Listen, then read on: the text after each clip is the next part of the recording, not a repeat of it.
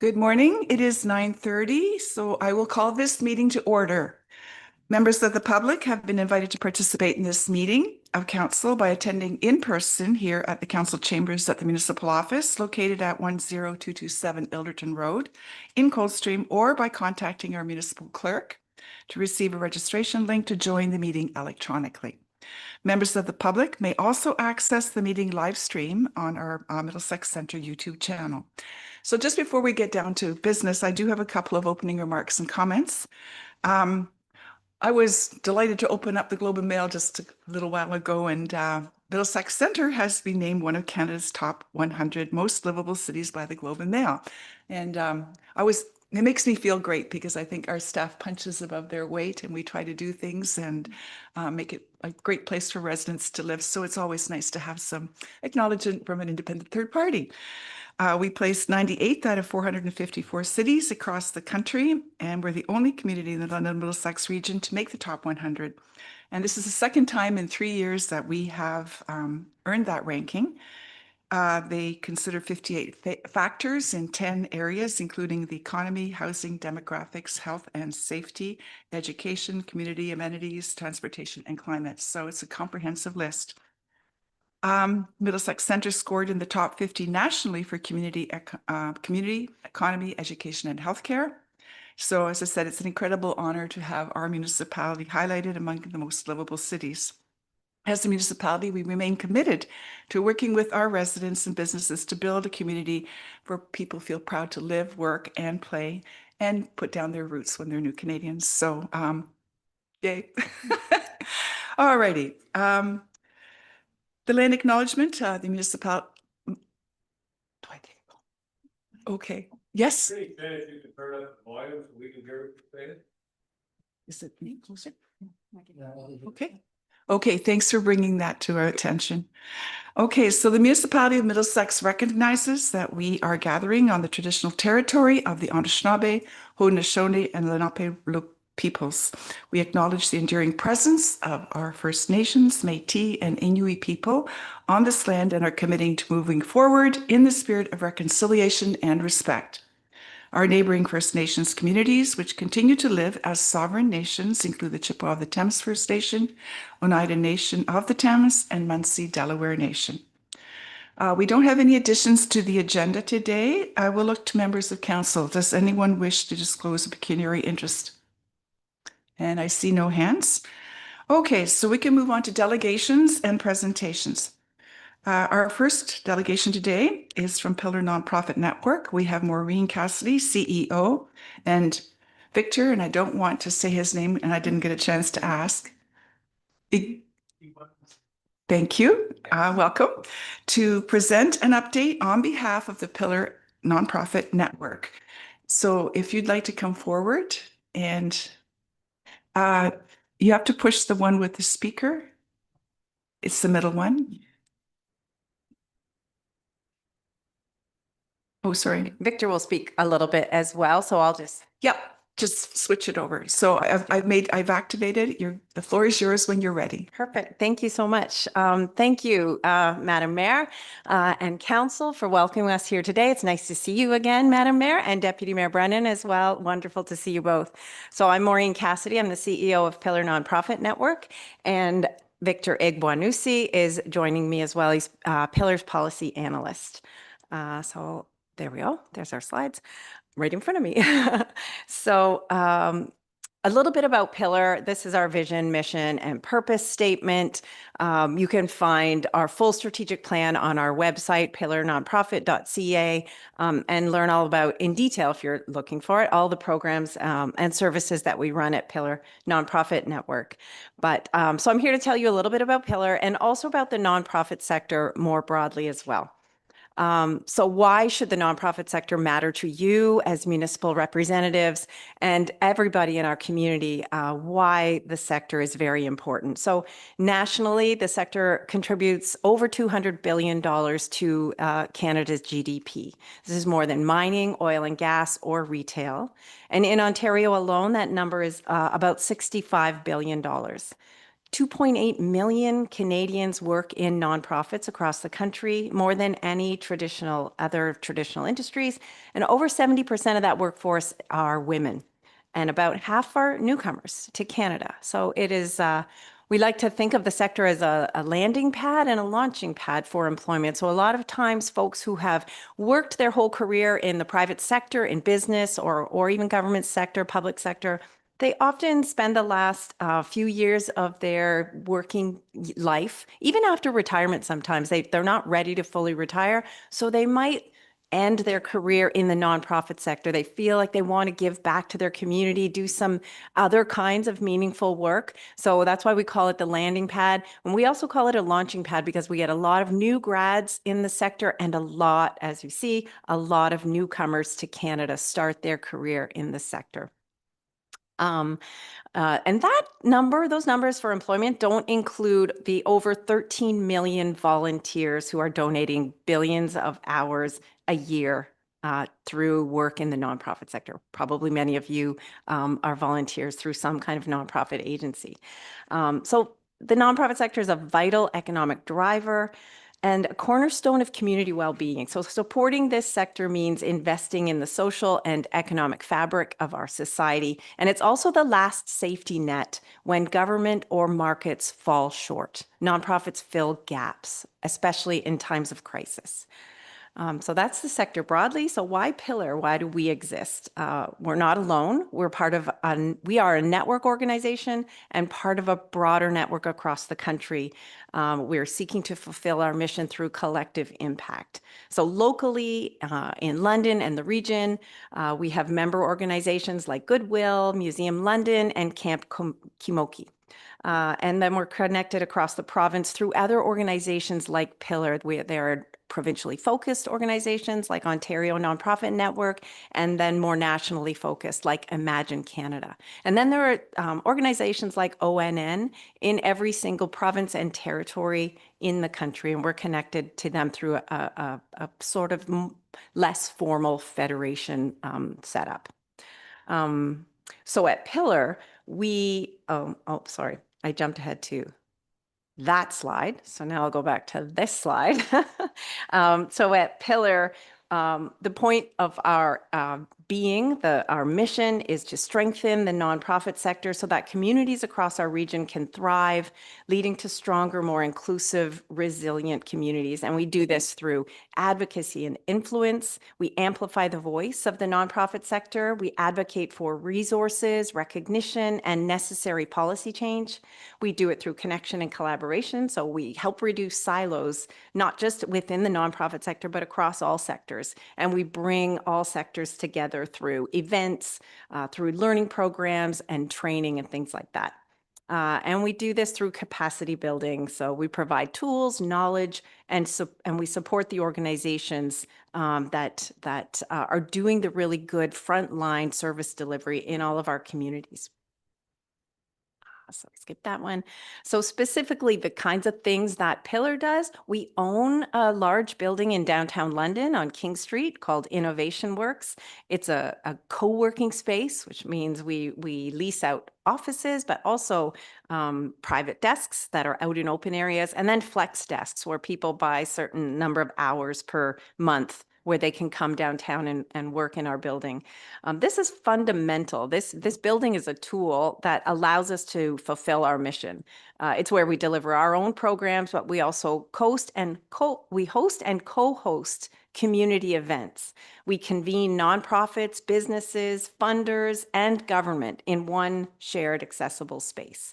We have a membership program. We have about 300 members, and almost half of those members, thanks to the generosity of Canada Life, we provide a free membership program called the Community Membership Program. And those are for small grassroots organizations that have operating budgets of under $100,000. We provide a free membership to them, which gives them certain access to our programs and services. Last year, we relaunched all of our learning and development programs through our Pillar Impact and Learning Center.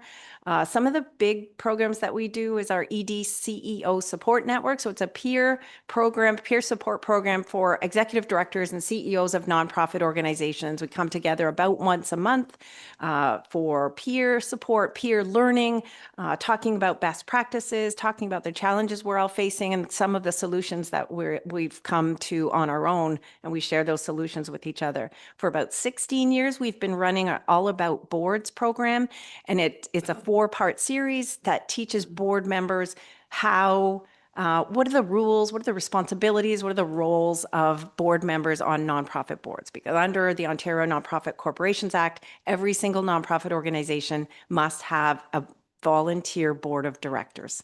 And so we've been running that learning program for board members, as I said, for about 16 years. And the final big thing that we do is public policy and advocacy. I've talked a bit about advocacy. We do that to all 3 levels of government. We talk about the broad issues that affect the whole nonprofit sector.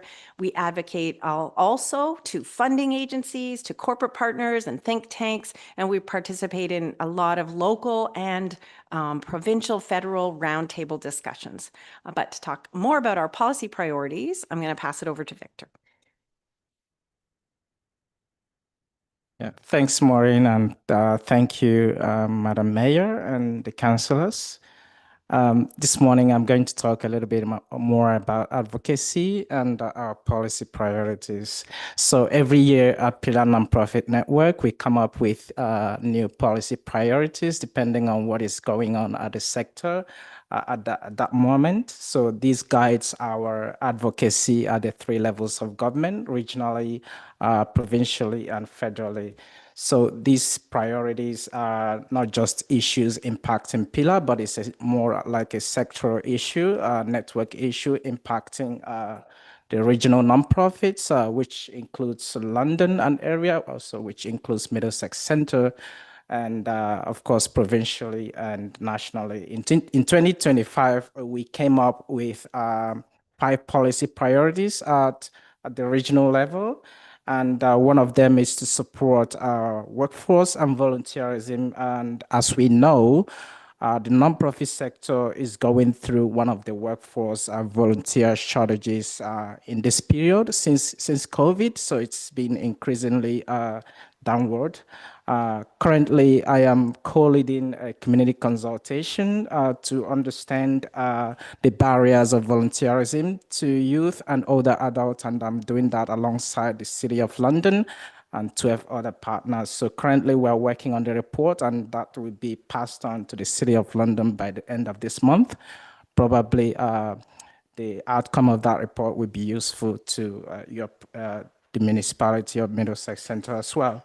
So the second one, we are also talking about recognizing nonprofits in economic planning. Towards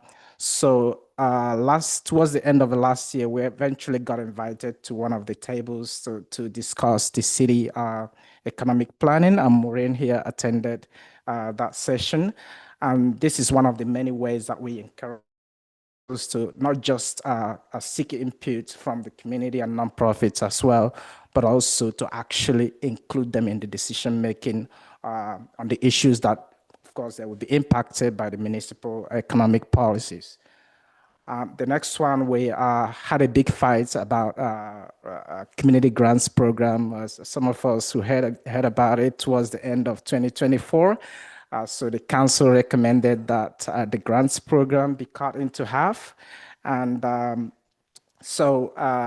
recently, we also had a city councillor propose changes to that grants program that would alter the purpose of that grant and exclude many nonprofits. So Maureen was at the City Hall 2 weeks ago to advocate against that change. So these are some of the things that we do at the local level.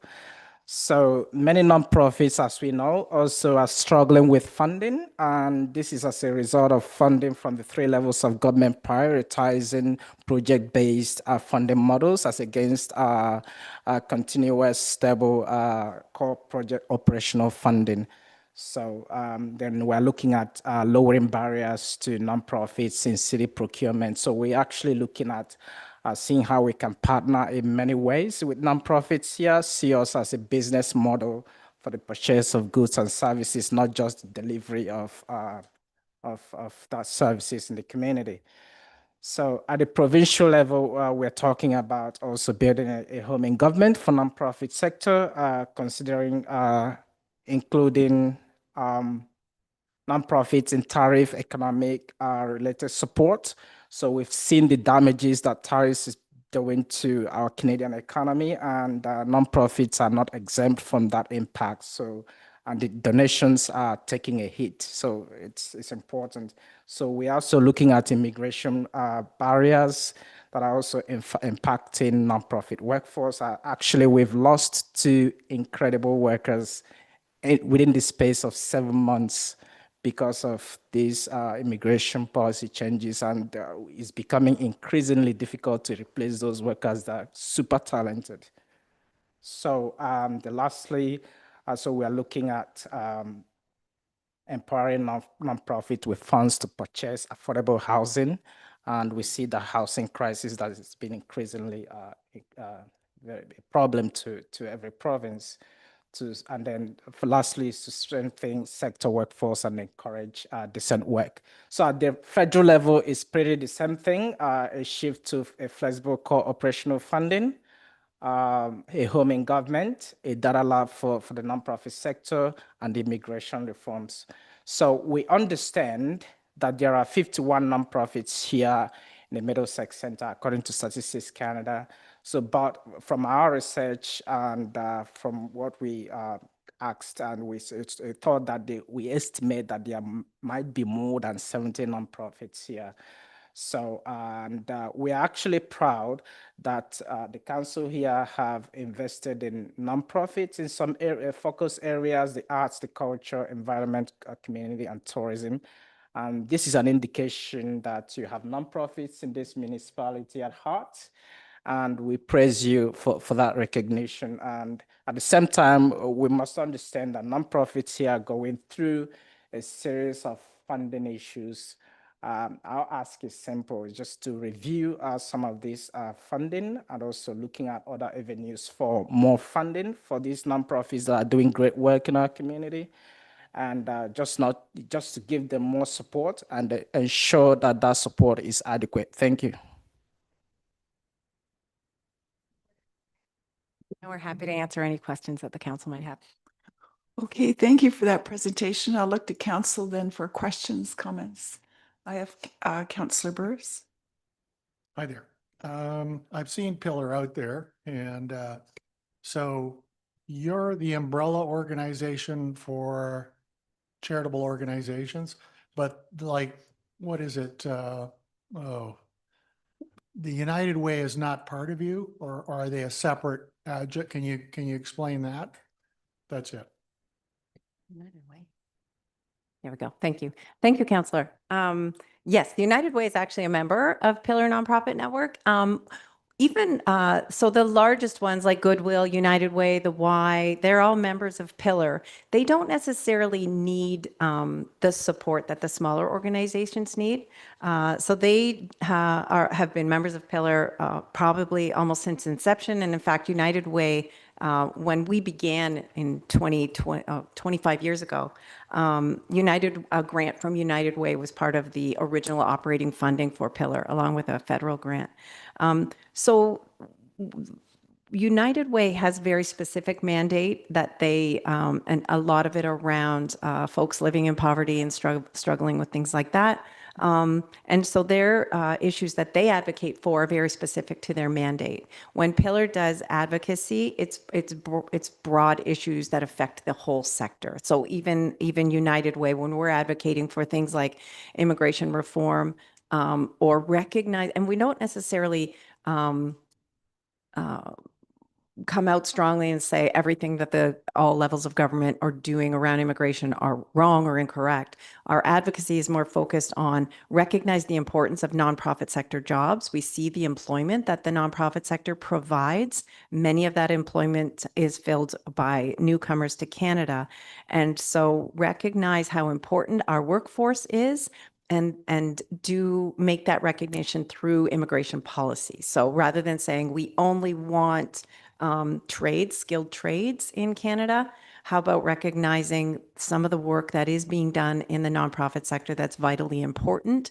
And so recognize that work, and therefore you're recognizing the workers that are doing that work. So that's where United Way fits in, is we're doing that advocacy on behalf of them, but they don't necessarily, they're not necessarily the ones that are struggling the most, that need the support that Pillar provides. Thank you. Through you, Madam Mayor, just to Maureen and Victor, thank you for your presentation this morning.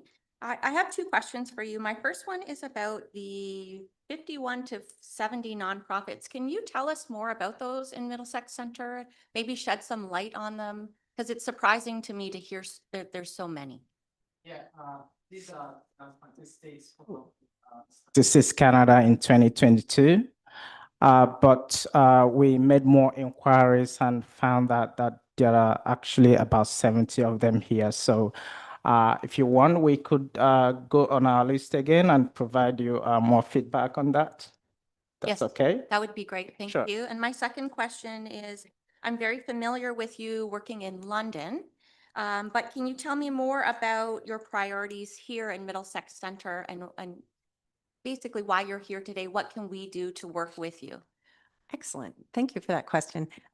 So many of those large organizations that we that are members of Pillar and that we work with, like United Way Goodwill, they're regionally focused as well. So that's where our work is connected to what's going on in Middlesex Center. We also have we know that Camp Kimoki is a member of ours, and we've done work with them. Some of our work involves, you know, bigger workshops and things like that, but some of it is direct work specifically tailored to an organization. So we've done that kind of work with the camp. And also they've attended our our EDCEO peer support group as well. Our priorities in the sector regionally include that advocacy work. When we speak about advocacy, it's about those broad issues that affect the whole network, the whole network of nonprofits in the region, and it's connected to the work that's being done provincially and nationally as well. So a lot of our priorities are tailored very closely to ONN and to Imagine Canada. Things like a home in government. So what we're looking for there at both levels, provincially and federally, are somebody in the government. Doesn't have to be a minister. We wouldn't expect it to be a cabinet minister position, but perhaps a parliamentary secretary or even an associate deputy minister, something like that. Somebody in the government that has a lens on the sector so that they can bring sector issues directly to the different cabinets or the different ministries that are whatever the policy is. So that helps nonprofits, because right now, depending on the issue, we might have to connect with multiple ministries. And that would be an individual nonprofit organization would have to take their issue directly to multiple ministries to advocate for their position. That is a lot of time and resources spent when nonprofits are already struggling with workforce issues, a lot of overcapacity issues, too much work and not enough people to do the work. But well, our location is in downtown London, but we are very mobile. We come where we're needed to go, but we also have at our building, we're very welcoming. We have ask us anything hours where somebody who may not be a member of Pillar, but is running a nonprofit organization, might have questions and concerns or looking for help and resources. They can come in to our building, Innovation Works, and drop in for those drop-in hours. But another regional person that's been working closely with us that the mayor knows is Helen Cole. And so we've been actively talking to Helen, supporting her. She actually went through our incubator program to help her start her organization from the beginning, our social enterprise incubator. And we've been talking to her about hosting one of her events at our building in downtown London as well. So Nice. yeah. Thank you. Is there anyone else? I don't see any hands. Thank you. This is the first time that we've had a visit from Pillar. I think it's good to understand who's doing what and how we can work together and make sure that we can tick the boxes that need to be looked at.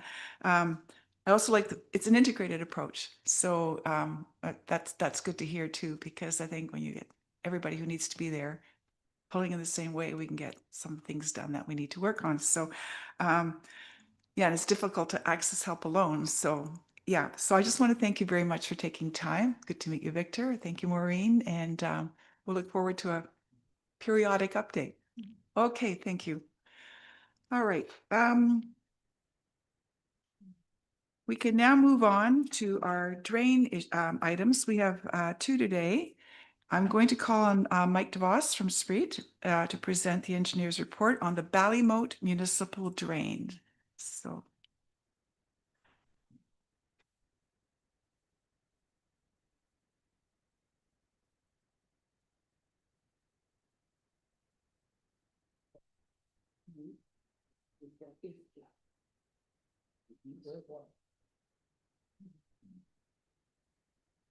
So when you're ready, Mike, the left hand, you turn your speaker on and I'll just activate it. So there it is. It's green. The floor is yours when you're ready. Okay, thank you. The report for the Ballymote Drain is a report that was prepared under both Section 4 and Section 78 of the Drainage Act. Section 4 is to create a new municipal drain. There is a portion of this work that will be creating a new municipal drain. The majority of the work is under Section 78, which is repair and improvement to an existing municipal drain. There were requests at the beginning of the project to look into providing improvement to the existing drain that's referred to as the Ballymote East Drain. And that is an existing agriculturally designed tile drain that runs from Highbury easterly, south of Medway Road and south of the existing severed lots in the area of the intersection. Going east, going all the way across Lot 8 into Lot 7, and outletting at an area where the Ballymote Drain turns away from Medway Road and heading southeast across the farmland. That particular drain was constructed in 1971, is relatively small in terms of its design capacity. The Ministry of Ag and Food has increased the design standards from an agricultural point of view. In this case, the requesting property who initiated the work is looking to have additional outlet for a residential development.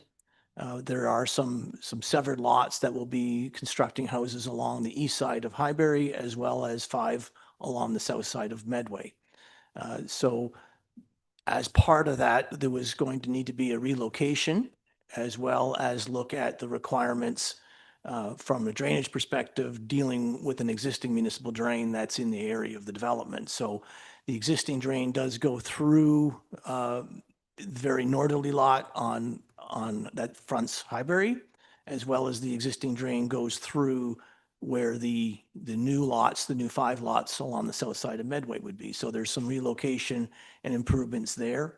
The old drain is a farm tile. There's no provision to protect the drain from tree roots or any urban environment. So there will need to be improvements in that respect.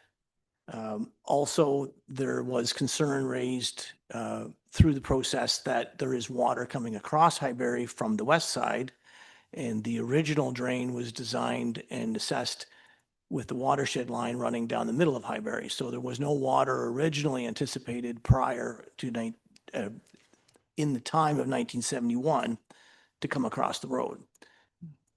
Since 1971, the county had installed a surface culvert to take surface water from the west side of the road, which then flows over top of the location of the Ballymote East Drain through the farmlands.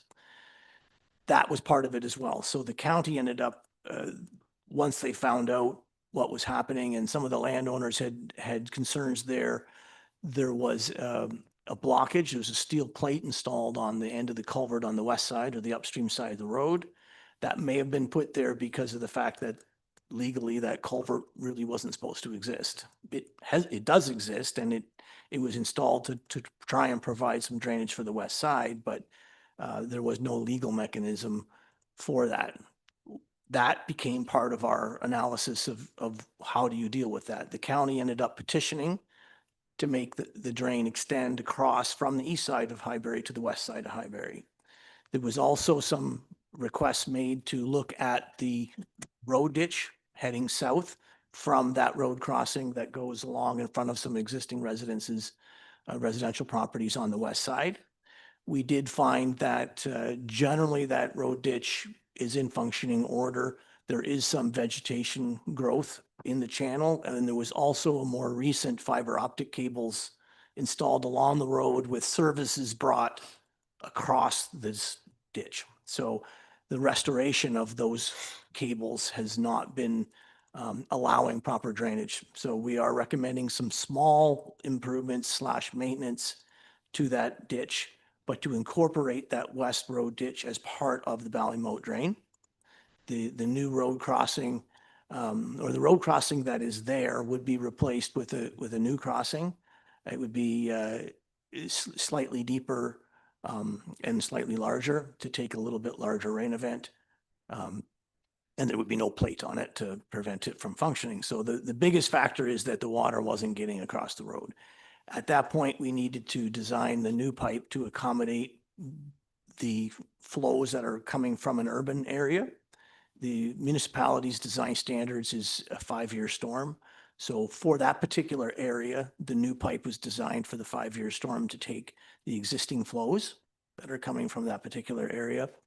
The new development, the new residential area is being required to employ stormwater management on their own before releasing the water into the pipe.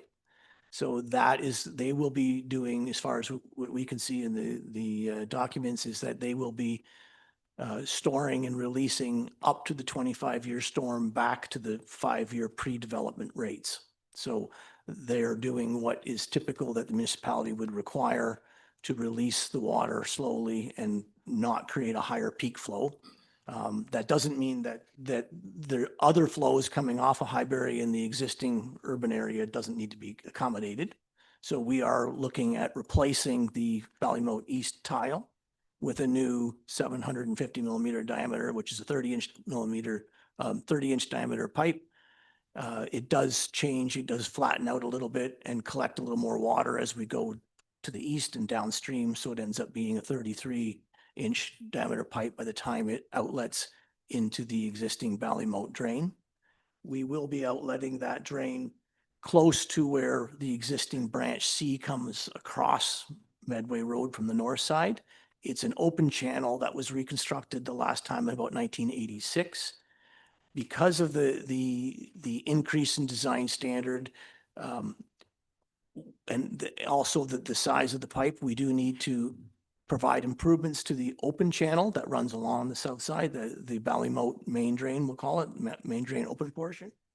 We will be deepening that ditch and also recommending to widen the ditch to provide enough depth for the pipe as well as provide additional capacity to the drain to accommodate the larger pipe. Currently, larger rain events are getting downstream over land through the farmers' fields and then outletting into the ditch. But the concern is that with a pipe, you're going to be delivering it faster and then therefore potentially creating a higher peak. So we did look at the capacity of the ditch and what would needed to be done. We do note that the existing condition of the open channel is in very much need of maintenance. There's quite a bit of brush in it, and that's small, like brushing material, trees. There's also cattails and phragmites growing in it. It's a very flat drain, so that tends to accumulate sediment and allow the growth of the vegetation. So that would have been required regardless in terms of whether we showed up to do a new report or whether the municipality should be doing maintenance. So there is some work that we're recommending in terms of the clearing and brushing and the excavating material out of the ditch. That could be considered maintenance and was considered maintenance. That all of the watershed, including the area on the north side of Medway, there's quite a large watershed area on the north side of Medway that's tributary to this ditch.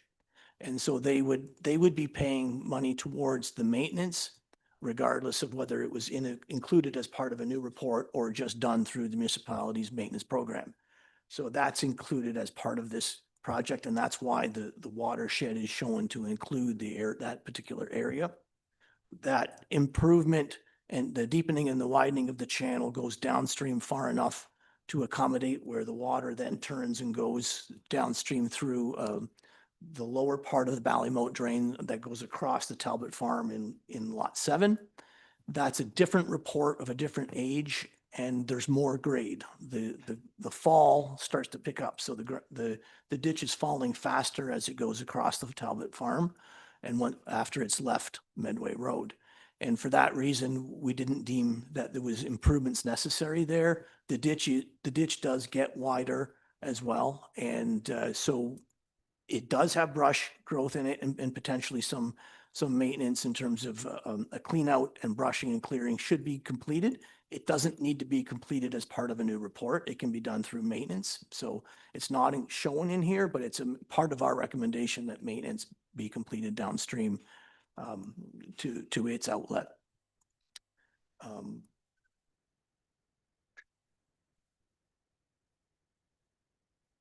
There is going to be a little bit of maintenance on the open channel from where the new pipe will outlet upstream to where the new houses will be built, just to do some tidy up maintenance of that while we're in there. You know, you might as well do the maintenance for the whole stretch of that ditch. Other than that, I think I'll open up to questions. Oopsie. Sorry, I turned you off. There you go.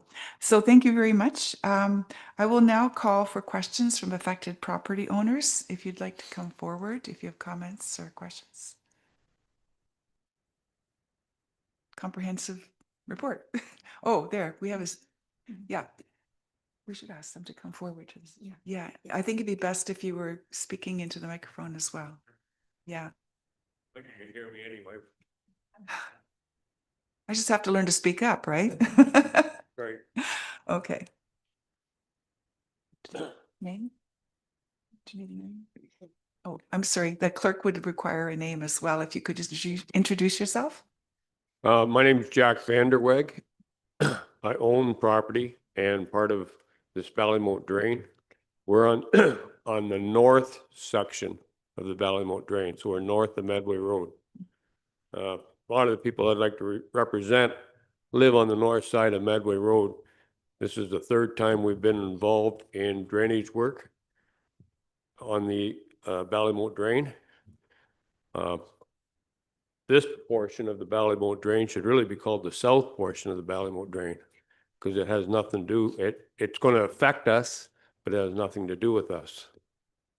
So what's happening here is you have a developer that's going to double the size of Ballymote, 20 more lots compared to the 20 houses that are existing in the drain system. The drain system has never been done properly. Part of the reason is Ballymote is a very flat area, very little fall. They've tried a couple times by cutting the grass thicker or deeper to get rid of the water. Well, it doesn't work. The county in '86 decided that their culvert running north-south, so under Medway Road, down behind, I don't know the gentleman's name that owns it now, but Stan and Clarice Elliott live at the east end of the houses on the north side. There's a culvert there that crosses the road, and the county in '86 decided to protect the culvert because it was a corrugated steel pipe that was rotting out. They put a smaller diameter corrugated plastic pipe in it, and at that time put enough fall on it that they said the pipe worked, but it backed up all the water onto basically Doug Troop's property, which is the lowest in that area. Since then, the county realized what they did, and they've lowered the pipe inside the corrugated steel pipe, which has helped.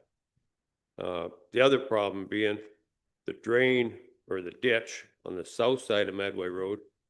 You can clean it out, which they're proposing to do, and the cattails will be back within 2 or 3 years. In '86, that's what happened. And they say they're gonna do a maintenance on this ditch. It's never been done since '86. So the cattails get bigger and taller and prevent the water from flowing at a good rate.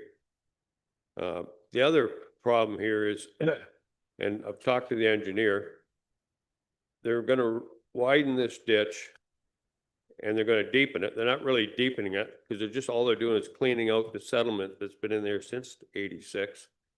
They're gonna clean it out, but they're not going into the Talbot farm at all. They're calling that a maintenance part. And the maintenance part should be done before the drain's even done, because that ditch should be lowered at least 3 feet to give it some more fall from Ballymote, from the corner. And I've talked to Chris Talbot. He thought they were doing that. The engineer says they're not. That's a maintenance thing that the township will have to do. That should be done first.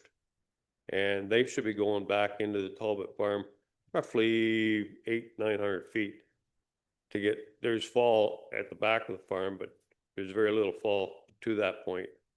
And until that's done, we're wasting our time here. You can dig that ditch out, clean it out, make it wider, and all you're doing is creating a storm retention pond that's gonna back up to all the people on the north side, because you're doubling or more than doubling the amount of water that's gonna go into this ditch. It's all gonna back up. It's not like going down to an intersection and knows it's gotta only go right. When the water floods, it's gonna go both ways. So there's gonna be a very, very flooding problem when this all happens in some of these torrential downpours we get, and probably in spring flooding. So all the neighbors are very concerned because they already have water problems in their basements. They don't have the option now to build up their lots like this development is doing on Highbury Ave, where they're building the lots up so that they're higher than the road.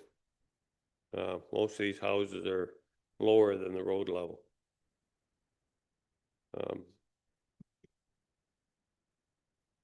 What else would we gonna say? We're gonna actually, this isn't part of the drainage thing, but this is looking forward to what's gonna happen down the future. And I'm not quite sure where the planning department looks at this, but I know the county doesn't like driveway entrances onto their roads. So what they do is they make 2 houses, have a joint driveway at the road. That's not going to decrease or increase. Well, it's going to really increase the problems, because unless that driveway entrance is 20 feet wide and someone's coming into their driveway and someone has to be going out of their driveway at the same time, you're going to have someone stopping on the road to get in. So they shouldn't be, So to me. we they could shouldn't stick be- to drainage issues. That would probably be more useful. Pardon? Say the drainage pieces as opposed to driveway issues. Well, what they're doing is they're making a municipal entrance for every two houses. And the issue with drainage then is? Pardon? And the issue with that and drainage? Well, that's what I said. That really has nothing to do with the drain. Okay, that's my point. Yes, Yeah, no, it okay, has nothing to thank do with the drain, but they should look at.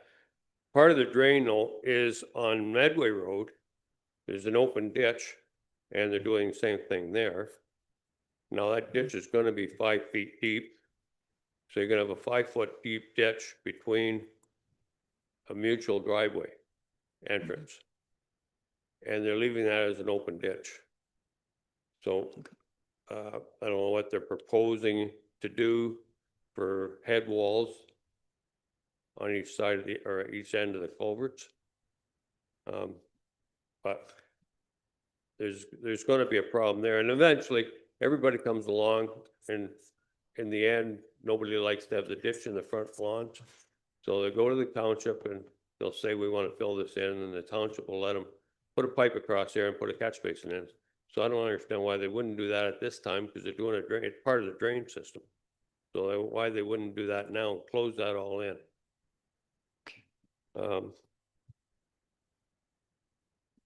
So the other thing is now, in this drain system on the south branch, we're gonna call, there's some houses there that are tied into the existing drain. Are these drains gonna be allowed to hook up again? Yes, we are providing connections to properties that are north of. Are there? Okay, because I know one house in particular has 2 hookups.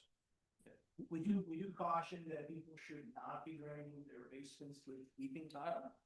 That they should be pumping this in some pits and pumping it up so that there's no back pressure from using check valves. Right. But once they've done that, or if they have some backyard drainage, in some low depressed areas in their backyards, they will be able to connect to the PVCs that will be connected. Okay.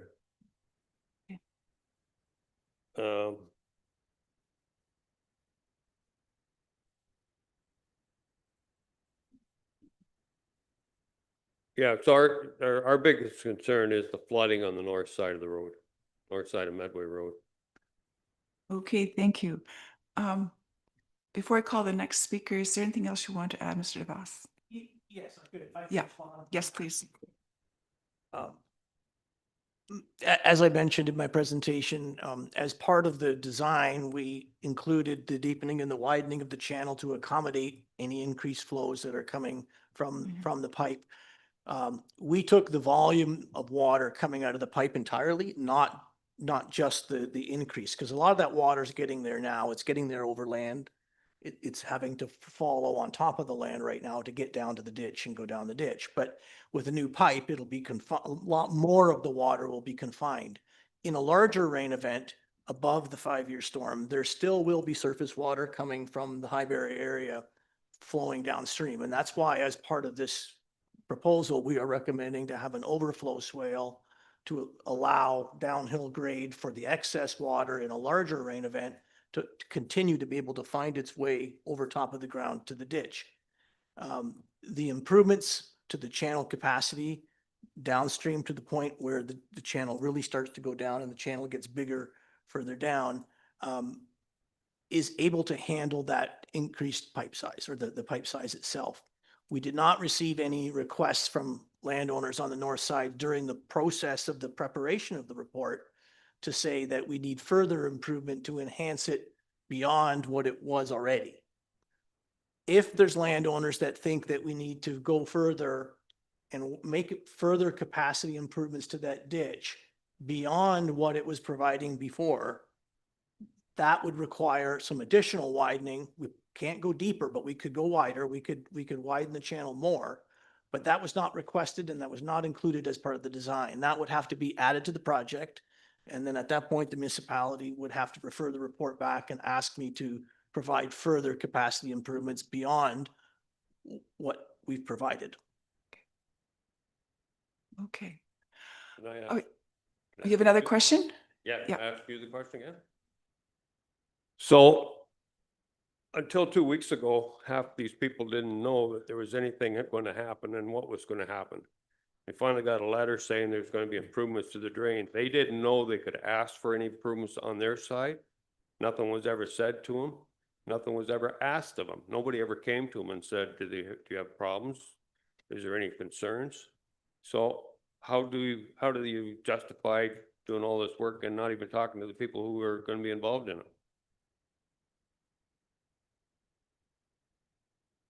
To my knowledge, the landowners were invited. There was an informal meeting in December that was held. And we did notify people to say, here, we presented what our proposal was. We did make some minor modifications after that meeting and submit the report. But we do typically have an on-site meeting, get input. Maybe not everybody comes to that first meeting. Sometimes if they're not invited to, if it's a really big watershed, they stay near where the work is. At that point, we don't know what the work is at the very first meeting. But at that second informal public meeting, we try to invite the people to show them what we're doing and then get feedback at that meeting. And we did do that. And we didn't have special requests to go above and beyond what that the existing channel was deficient and we should be making further improvements. I would have included it had I known that. Okay, we had Well, another, sorry. Just for the record then, since I'm on this, on the list of the North Ballymore drain, I was never informed of this, or I would have been there. Every time anything happens in Ballymore, I want to be there. So I was never told that this was going to happen. Okay, noted. I think I saw another gentleman who wanted to speak. Did you want to come forward? Yeah, come on up, and everybody who wants to ask her, yeah, we'll just call you in order and then. Yeah, yeah. Well, thanks for Okay. listening. Okay, thanks for taking time. So we have to stick to the questions about the drain. Okay, I'm not sure if this, Yeah. does. My question was the location of the silt fencing on the property. And I'm thinking that that's in regards to the works or partly of the drainage. Presently, the silt fence surrounds the property, the existing property on Highbury. But the homes on Medway, the silt fence is set back. And my understanding, the silt fence is to protect the existing properties from soil erosion and things along those lines. But the silt fence is set back about 30 feet or 40 feet from the rear property lines of the Medway Road properties. And I'm just wondering why that is. Okay, thank you for the question. I neglected to ask your name. Steve Allen. All right. We'll ask the engineer then to respond. Yes, I can respond best I can. What's probably out there now is erosion prevention for site works, not for the drain itself. So the drainage work Oh, has not been approved and is not part of what's happening now. They may be out there. I do drive by that road and I do see that there's topsoil that's been moved, and that would be site works for the lot work, which isn't through this particular report. So I can't answer as to where they were going to be putting the silt fence or why and when, but that would be something that, you know, would be outside of that for part of their development. so ask the developer or the person who's hired to do that work. Well, whoever's doing the servicing drawings, I guess, firm or through council, they strip the lands, and my property is bounded by trees, existing trees, and because the silt fence wasn't up against my trees, they've actually piled some topsoil on the lower limbs of the trees. So this is my concern, that our properties aren't being protected from soil erosion onto our lands. And this I is a know brain that- hearing, yeah. so yeah, this is sort of out of bounds for, yeah, I don't have an answer for that, but I think maybe staff can Who Put an would, answer. I called, do it. I called when they stripped the land So, and spoke to a representative. And he said, I sent him pictures. He said he would speak to your engineer, but I never heard anything back. okay. You want to go ahead, Rob? Yep, through you, Madam Mayor, to the resident. Yeah, I can meet with you after. I'm not sure who you sent those to, but I'm happy to discuss with you, and then I'll reach out to the developer's consultant and get it straightened out. Okay, Okay. thank you. Are there other people who'd like to address the drain? If you want to come forward, and will you start, if you'd give your name, then the clerk can make sure we have that on the record.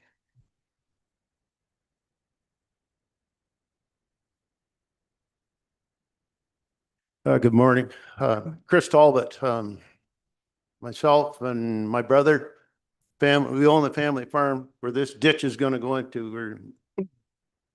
We own the big ditch on lot 7. As we've talked to Jack about it and talked to other drain guys that do drainage work around, that's #1 job. You want to drain this place, you're going to have to deepen the ditch through our place because it's level through there. The water's going to sit there. If you don't touch it, don't make it wider or deeper, You got lots of area to work with. We're willing to work with whoever. My biggest concern is, that farm of ours is systematically tiled. That ditch itself was last dug out, as far as I can know, about, I want to say 26 years ago. We've owned the farm for 24 as of May this year. And the reason I know that is because we were renting the farm before, and our landlord, Mildred Fitzgerald, at the time, was very upset about, of course, everybody's got to pay to get it cleaned out. And at that time, it was a township of London. I don't think it was Township Middlesex Center. Correct me if I'm wrong. Maybe it was Middlesex Center. It was Jim Reeve I was talking to, and I phoned Jim. I said, my landlord's upset at what it's going to cost. I said, I fully understand, but she's got to pay for it. She still owns the property. Anyways, he went down and rectified the problem or explained the whole situation. So I'm not against that. Just if we dig that drain out a little bit deeper in our farm, that's all right. The biggest thing is, I guess it's personal, but we paid a lot of money to systematically tile that farm, and we've got drain outlets draining the whole, the half of that farm that goes to the north is all draining into that ditch. I just don't want them, I don't want to get them screwed up, because that's our livelihood. I'll put up with the ditch cleaning, but if we get into this drain and it starts plugging tiles up, that's going to be a whole lot bigger mess. And if you're going to be putting tiles in, I'll guarantee you, you're going to have to sock this tile, because there's sand in this clay. Next door, there's sand in it. It doesn't look like it, but there's sand in it. You'll have, if you're going to put drainage tiles in, you're going to have to sock the clay or sock the tile. My only other question is, maybe somebody here can answer this question. This farm at Jack Shoe Bottoms that we're talking about, sorry, it's one of the, where these houses are going to go. Does anybody know here, is that farm systematically tiled?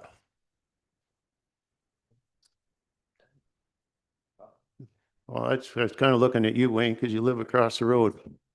You don't think so? Okay, all right. No, that's fair. Because it was systematic. The tiled, I wanted to know where the outlet was going, because there's really no place to, you'd have to let that to the north if they so chose to do that. But yeah, I don't know. Just if you're going to proceed, but just go carefully and don't create a bigger problem. But you got to start where the water is going to go. There's lots of room to get rid of that, and I'm not against it. But as long as somebody doesn't drive over corn crops with an excavator or something like that, and we can work with them, we're all for that. But yeah, we've got people perturbed before in doing this Ballymote stuff, and I don't know, life's too short to do that, so let's do it right the first time. Thank you. Is there anything you want to add, Mike? Yes, I can respond to Yeah, a couple of the question. comments. As far as tributary drains and tiles as we go by, we do check for them as you go. If you're installing a new tile, we typically destroy the old drain. So if you're going to run up, let's say the tile has too much water running in it at the time. So, and that's typically the case with any larger tile. So if it's anything 10 inches or bigger, typically there's going to be too much water running. And if it's been a really, really dry time, they might drive right up the pipe. But typically you'll have to go immediately beside it and then look for anything that you've cut through. If it's on the other side, you try to smash up the old tile and look for connections that are into the other side. In this case, a lot of it is along the route of the ditch. So you have ditch on one side. You don't have to worry about that. As far as the open channel goes, it'll be us working with you in combination of you marking tiles that you have with a marker, so that when the contractor comes, we can see it and we don't smash them up, or we know that's where it is. Some of them, because we're widening the ditch on the south side, we have to redo those outlets anyway, because we will be cutting that south slope. So they will need to be repaired, fixed, having stone around the outlet pipes. So where we're widening the channel, that's already happening. And We have locations marked. It's part of the recommendations. And it'll be done. If you think there's one that we've missed that we didn't see, by all means, let us know and we can add it to the project. As far as the soil comment goes, we do have a contingency for areas of sandy soil. The entire length of the drain is going to have every joint wrapped with the geotextile. It'll be a concrete butt end tile for the parts in the field. It'll be sealed sewer pipe through and close to the residential area at the very upper end, but the lower end will be farm tile with each joint wrapped. If there's sandy conditions that create an unstable bottom for the pipe, then they have to use an excavator, put in a crushed stone bedding and wrap that bedding in the geotextile to make sure that the stone stays put as a proper base for the pipe. Because at that point, if it's sandy at the bottom, the pipe might shift if you put it on native soil. So all that stuff with the sand is taken into consideration. The information we have is not necessarily the entire length of drain will be in sandy conditions. There may be areas, or there should be areas with some more firm material on the bottom, but we do have a contingency for a certain amount of the pipe to be done with that crushed stone. But all of it has every joint wrapped to prevent sand from either being sucked in or pushed out. Okay. Go ahead. Oh, thanks. Chris, I have a question for you, Question. Chris, if you could answer it. Yeah. The drain, do you think the whole ditch needs to be drained out or dug out and cleaned out right to the Talbot drain on that property? Talbot drain On the portion that makes the curve off Medway Road onto your property? yeah. I think it should be done right to the main drain, cleaned out. Well, I'm not, honestly, that water sitting down in there, what's coming from down, I hope nothing to bother us a lot because it's down. If it sits in there, if it gets on water in there, that's not gonna bother us personally. That's gonna bother everybody else in Valley. Or this new development, it's just gonna be a disaster unless it's done right. I can't answer that, Wayne, because I'm not, tell you the truth, I haven't been down in that drain for a long time. Okay. As long as I see water running down, I don't. It's working. No, so I know it hasn't been done for, I remember Township doing it, as I said, I'm thinking 25, 26 years ago. But I don't know whether that was an improvement, the other drain or not, I don't know. Or maybe they just cleaned that up. Okay, thank you. Okay. Yeah. Yeah, I can make the comment that the last engineer's report on the part that once it leaves Medway and heads southeast. Yeah. That stretch the last engineer's report was 1982. So in 25 years ago, that was probably maintenance that would have been done. So it would have been brushing and clearing and maybe a bottom clean out. And that's typically what maintenance is. There's might be some small amounts of erosion control if, measures if there's some erosion, but typically maintenance is brushing and clearing and bottom clean out to maintain it to what the engineer's report said should be there. That was stated in 1982. Did you want to jump in, Dan? I can get that ditch cleaned out. That's not a problem. It's just not included in this report because there's no improvement to that portion of a ditch. It's just noted maintenance can happen. So that's going to be done outside of this report, but that's not a problem to get that maintained. Okay, thanks for that clarification. Yeah, and from my perspective, I need direction whether from council if you think maintenance is going to be good enough through that stretch, which we originally determined was required. If the landowners, and what I'm hearing from some of the landowners is the people on the north side have concern and issues already with the way that drain is functioning. And they want improvement to be made. I can make further improvements beyond what we are. It's just up until now, we have not had direction from landowners or from council to say we need further improvement. What was there was working. The problem is that it needs maintenance. The existing drain that runs along Medway, that part has significant brush in it, and it has about a foot of sediment.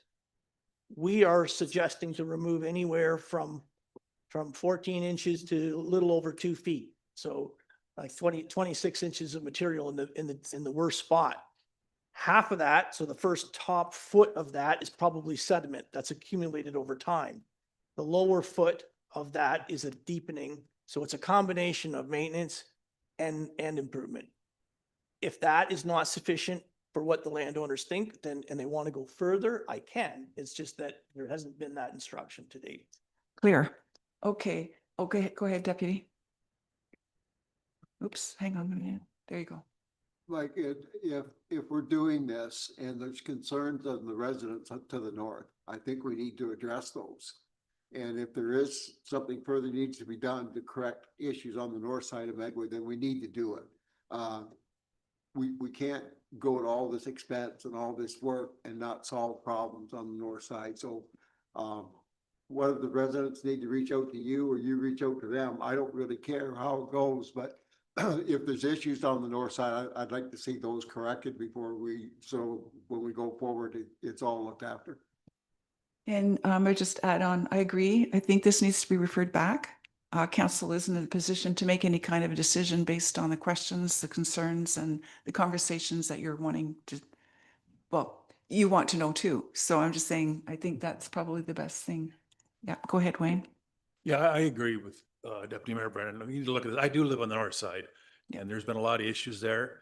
And I guess at the time, I wasn't sure that the drain had made smaller where it crosses at Stan's place, Jack. I didn't realize that drain wasn't as big as it was. They've downsized that then. The one that crosses Medway Road in front of Stan's house. They put a sleeve in it, you said, or they've downsized that drain?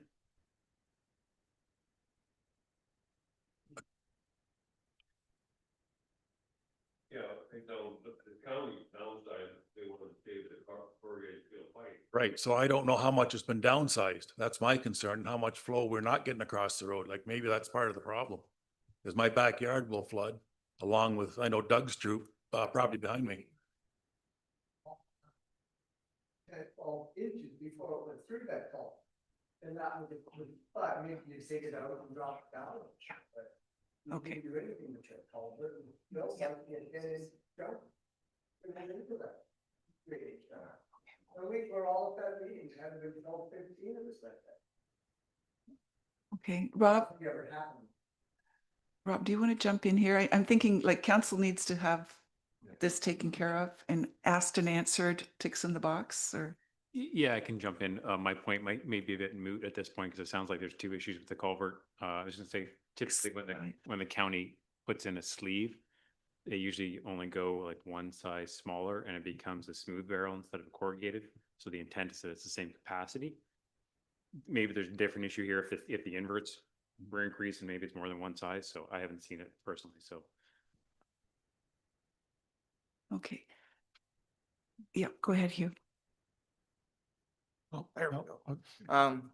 Through your Madam Mayor, it seems to me that the bottom end is, can we get it so that the maintenance work starts on the end that we haven't been talking about, like talk with Chris Talbot, and because by the sounds of it, well, my opinion is that should be done before any of the other stuff is done anyway. So if we could get that process going, at least that would be done before the municipal drain even starts. So thank you.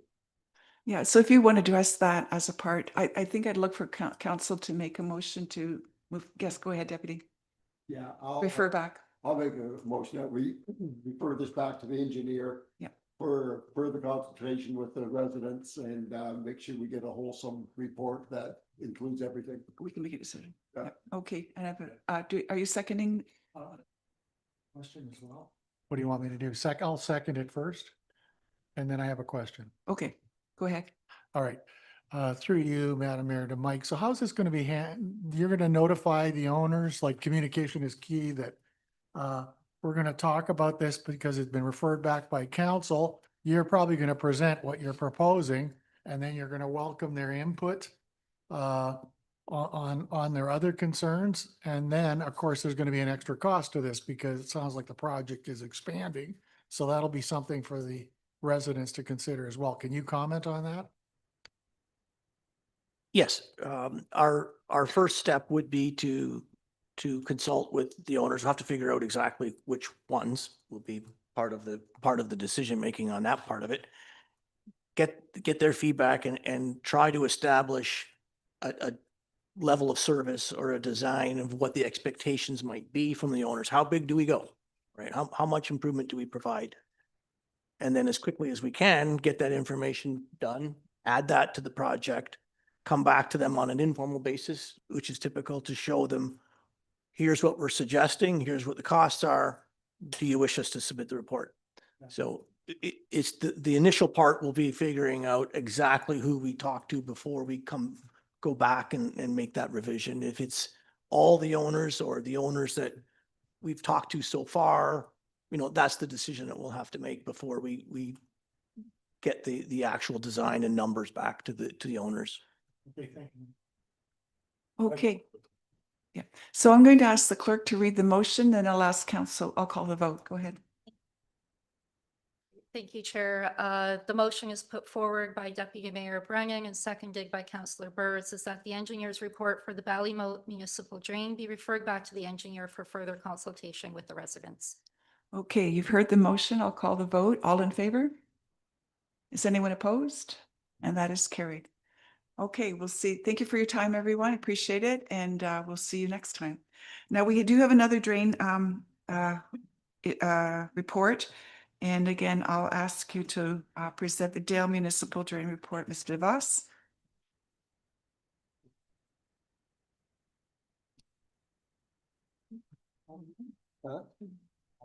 Yeah.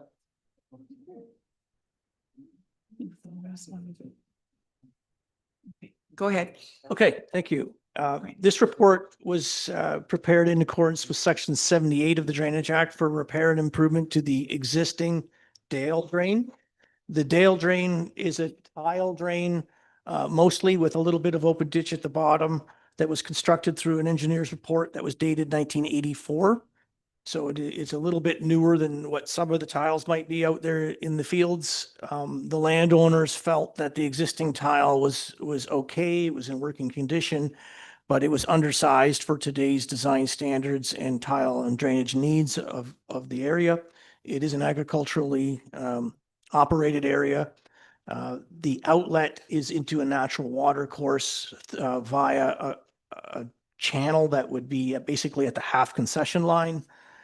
So that the ditch goes from the half concession line down into the natural water course. At the time in 1984, when they did the original construction, they did add some additional fill in the area to keep the tile high enough that it wasn't sitting on the very bottom of the natural water course.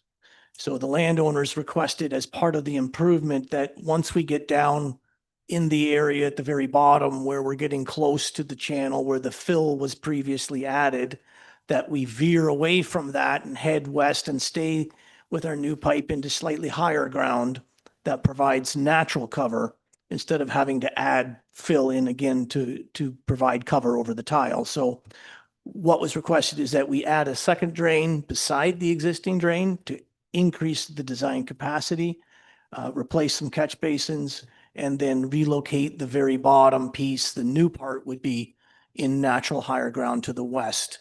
Where we get to the half concession line, there is naturally a low area at the bottom of a hill, which is in the low floodplain. So we're able to outlet our pipe almost directly into the floodplain with some very minor tidy up work to guide the water from the pipe down into the natural water course. But we don't have to construct a full ditch like the one that would be there already as part of the drain. I'll stop and open up to questions. Okay, thank you for that. So the next, I think, I'm not sure, is there anyone here who's staying who wants to speak to this? No questions? It's really hard to hear you right now. Yeah. Probably 80% of the landowners, and I just came here for information. I don't know. Okay, just wanted to make sure anybody who needs to speak to this has an opportunity. Okay, if there's no question from the public, yes, go ahead, Deputy Mayor. Do you, Mike, the existing drain, is it gonna stay there and be functional and you're just gonna add a new line beside it? So the old one will still be working too? Yes, they'll be interconnected. They will work together as one system, and the existing drain will remain part of the drain. So the drain now will consist of two pipes. Does anyone else on council want to ask anything? Okay, last call then.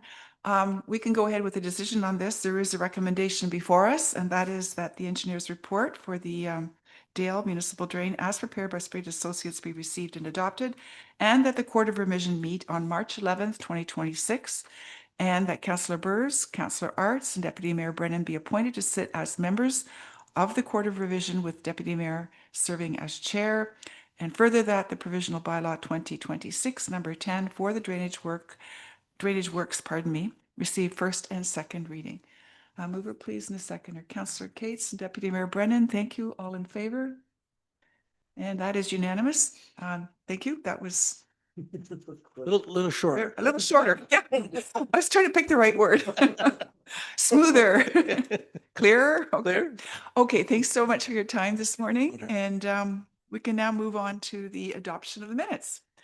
There is a recommendation before us that the minutes of the Middlesex Centre special meeting of council and the Middlesex Centre regular meeting of council, both held on the 28th of January, be adopted as printed. Mover, please, Councillor Coles and Councillor Cates, thank you. All in favor? And that is carried. We have a number of items on the consent agenda this morning. I'll just look to Councillor. Is there anything to Councillor, pardon me, not Councillor. I see a deputy, Frank, you've got a question on one? Go ahead. No, just a comment on the Rural Ontario Municipal Report. Just wanted to thank Tiffany and her staff. The analysis and write-ups that were presented to the various ministries were very good. I attended Roma, so I just wanted to thank them for that. Very professional. Well done. That's it. Thank you for that. And I have Councillor Cates. Thank you. Through you, Madam Mayor, I have two things. Number one is 7.6, the speed radar with Andrew.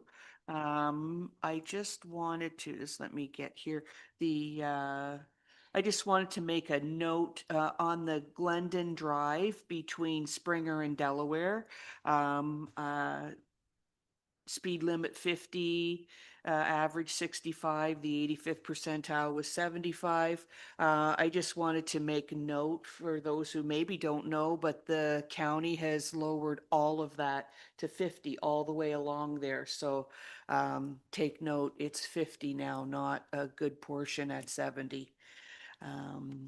Otherwise, thank you. I always like to see this. I have to refer it to people, etc. So thank you. And did you have a second item? All right. Oh, sorry. Through you, Madam Mayor. My second item is on the 7.7, the drinking water. I just had a quick question for Eric. Maybe I should know this and I can't think of it. Where are we at with the Melrose now? Is the Melrose all hooked in and it's done? Or no? Okay. Through you, Madam Mayor, no, the system's still on the current groundwater system. We are inside the building envelope, starting removals, and construction is progressing. Okay. So. Thank you. All right, thank you. Is there anyone else? Go ahead, Councillor Cole. Thank you. Through you, Madam Mayor, I just want to say it's a thank you, actually. So same as Councillor Cates there. So for 7.6, thank you very much, Andrew, for putting together that information. I really appreciated working with you to get the radar out to areas where I've heard residents, complain about speed. So thank you very much. I'm going to ask you again this year for similar spaces or different ones, just depending on what the residents say. And Eric, thank you so much for keeping our water system safe. I do appreciate that. And so do the people, even though they may not say it. And then also the YMCA, this is great to hear that they had a surplus this year. So that's wonderful. Thank you. Okay, it's good news. Yeah, and I don't think the speed thing is ever going to change. There's a curve of learning and then a decline on the other side. So we'll just keep rotating and making our pitches as counselors. So thank you for those questions. We do have a recommendation before us, item 7.1 through 7.9 listed under the heading of consent agenda for February 11th, 2026 be adopted as recommended. If I could have a mover, please, a seconder. Councillor Coles and Councillor Shipley, pardon me, wrong council. Thank you. All in favor? And no one's opposed. Okay. Yeah, sorry, we had that yesterday, so I've still got Shipley on mind. Okay, now we move to staff reports, and we're going to start with the ARVA sanitary servicing item.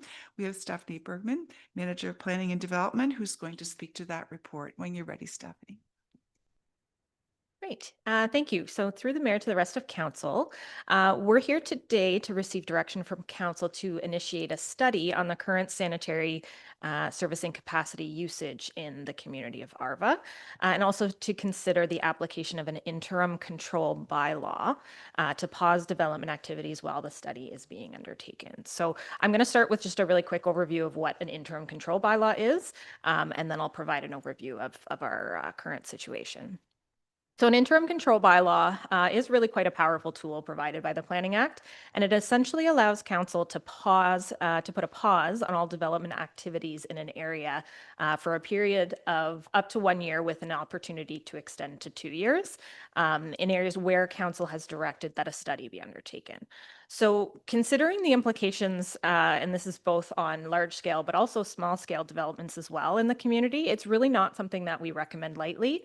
And it really is only used where permitting further development could cause significant issues. That's why we're here. So with respect to the current situation in ARVA, as you know, municipal sanitary servicing for the majority of the development in ARVA is directed to the City of London system through an agreement that was established in the year 2000. So based on that agreement, the city is not obligated to receive flows over 175 cubic meters a day in flows, and that's measured over that 2-month rolling average. Municipal staff have been reviewing the current flow data, which shows that we've been exceeding that limit during, there was 4 periods between 2024 and 2025. And it really did, when we look at that 2-month rolling average, that results in exceedances of over 200, almost 200 days, nearly 200 days. So it does show that both average and peak flows have increased kind of between 2022 and 2023, despite there really being limited additional connections or development that occurred during that time. So we have started the investigations into the potential source of where those increased flows might be coming from, but have not been able to identify that at this time. So staff are concerned about continuing to approve development beyond that permitted in the City of London agreement currently. We do have, we have been speaking with individuals in the neighborhood, again, not just large scale development in the subdivision that we have before us, but also smaller scale infill developments as well. And so we are recommending the interim control bylaw to pause development activities to give us an opportunity to undertake that study.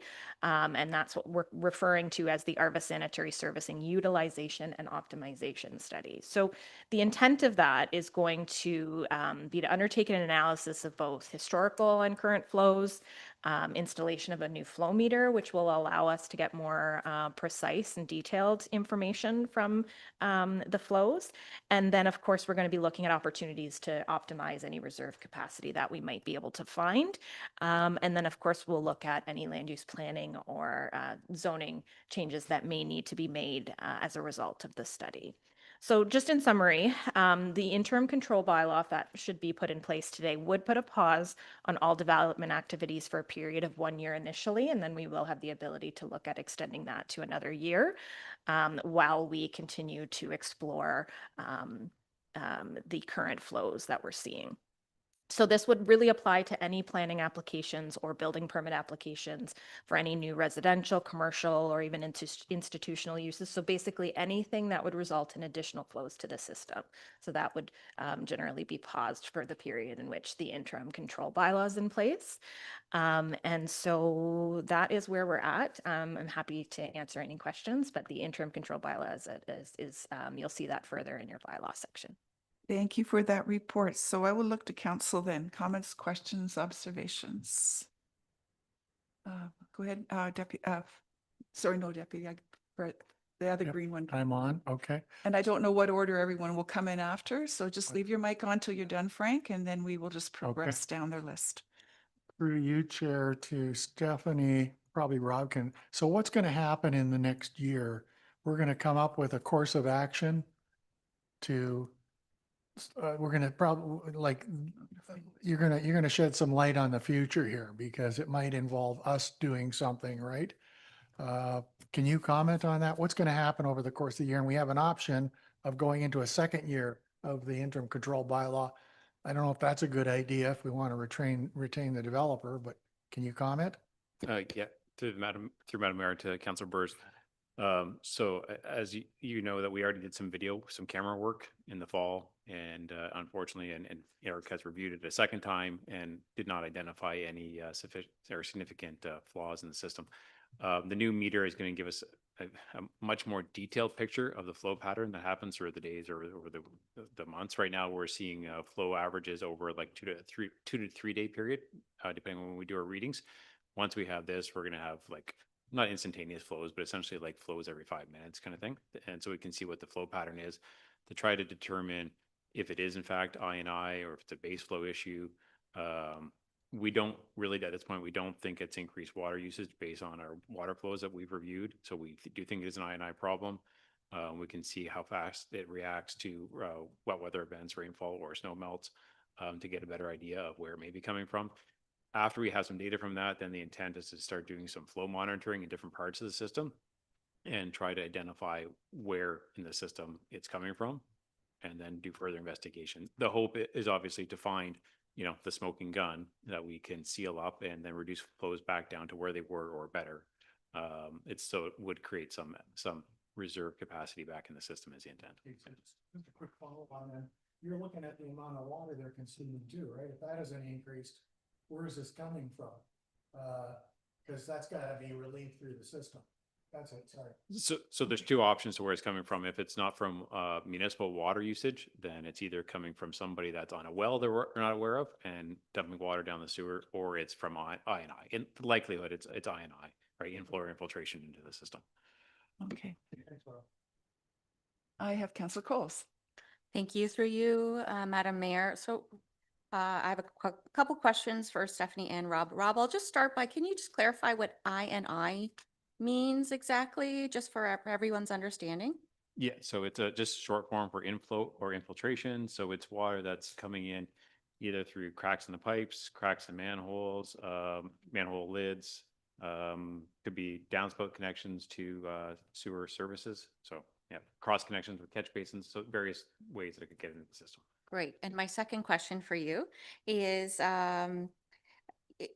as far as the financial implications go, we do have it within the budget, but I want to know what is going to be displaced from our budget in order to take this on. So at this point, I would say nothing would be displaced, right? We do carry a budget for general operations and maintenance repair works. So that's what it would come out of at this point. Okay.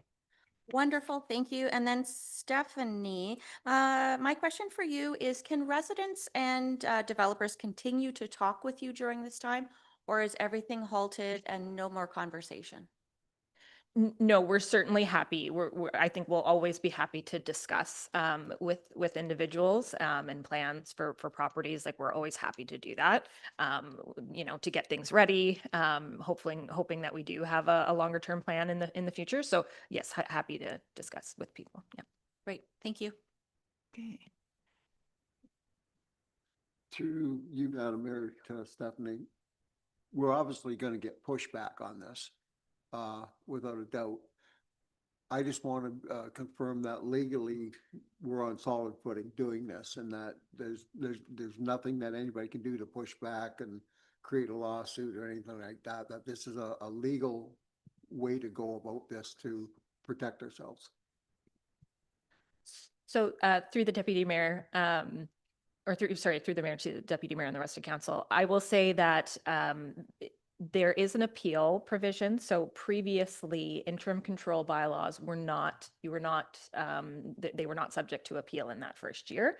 That had changed in 2023. So I will be clear that there generally appears to be a right of appeal to these interim control bylaws.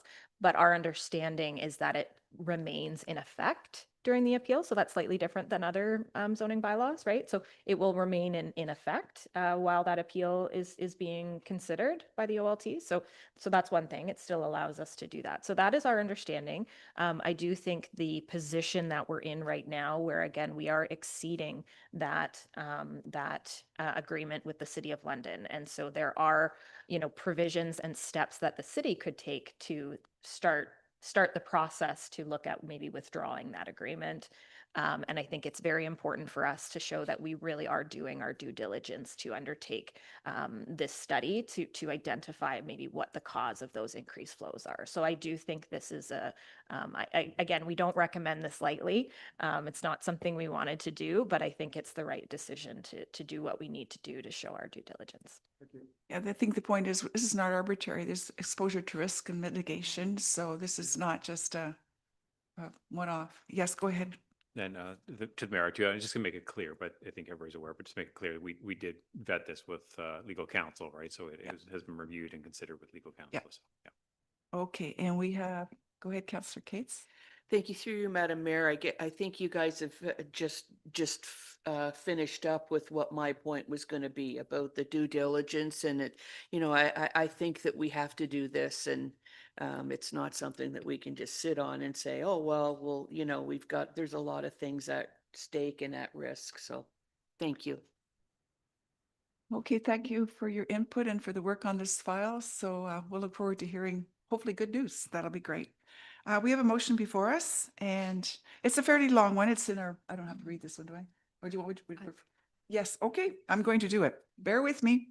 That report PWE number 10, 2026 regarding ARVA sanitary servicing interim control bylaw be received, and that council directs staff to carry out the ARVA sanitary servicing utilization and optimization study, which is to include but not limited to the consideration of utilization of the current capacity within the ARVA sanitary sewer system in the context of the in-force sanitary servicing agreement with the City of London, opportunities for improvement or repair of existing infrastructure to reduce the current utilization, and any required changes to the land use planning policies and/or regulatory framework resulting from water servicing capacity limitations. And further, that the interim control bylaw included as attachment 1 implementing interim control of all development within the geographic area identified in the bylaw, save and except for those exceptions mentioned in the bylaw, pending completion of the ARVA sanitary servicing, utilization, and optimization study be enacted. I have Councillor Shipley and Councillor Arts. Thank you. All in favor? And that is carried unanimously. We don't have any notices of motion for this meeting. We do have a couple of correspondence items. I'm just going to look to Councillor. Is there anything here that we want to comment on? Yes, Councillor Cates. Thank you through you, Madam Mayor. Item 10.2, the municipality of Thames Centre, and they're nice to see their no excuses. And so I was just wondering,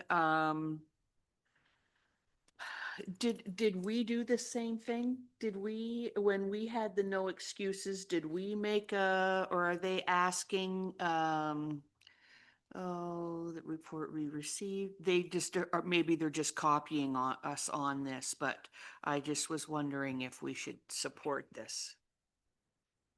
Thank you. Okay. Thank you through the mayor to Councillor Cates. So yes, this has been forwarded to us from the municipality of Thames Centre as awareness, but also let me review the correspondence here.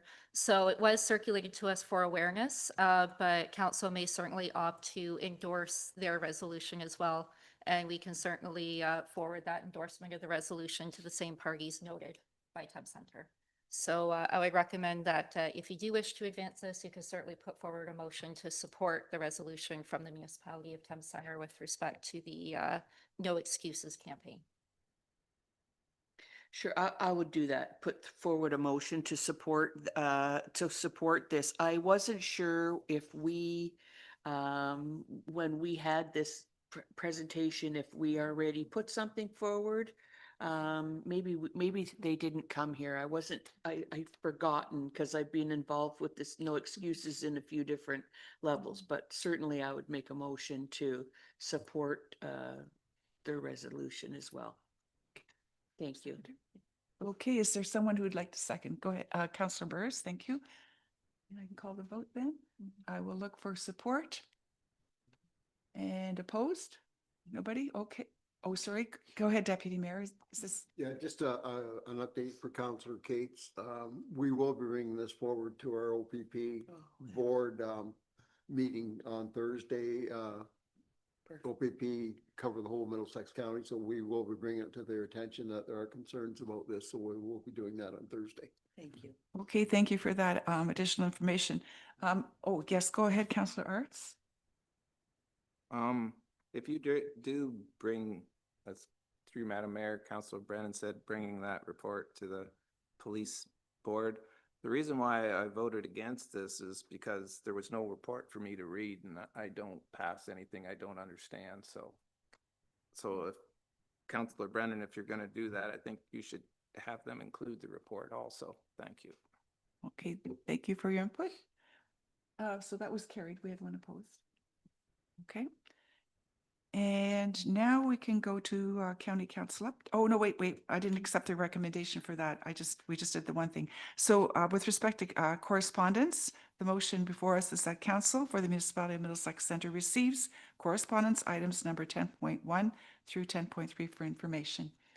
And I have Councillor Coles and Councillor Cates. Thank you. All in favor? And that is carried. Okay, I will look to our Deputy Mayor for an update on yesterday's County Council meeting. Thank you, Madam Mayor. First off, the MLPS was asked by the City of London if they would donate an old ambulance that was going out of service to the city for the purpose of a mobile vet service vehicle.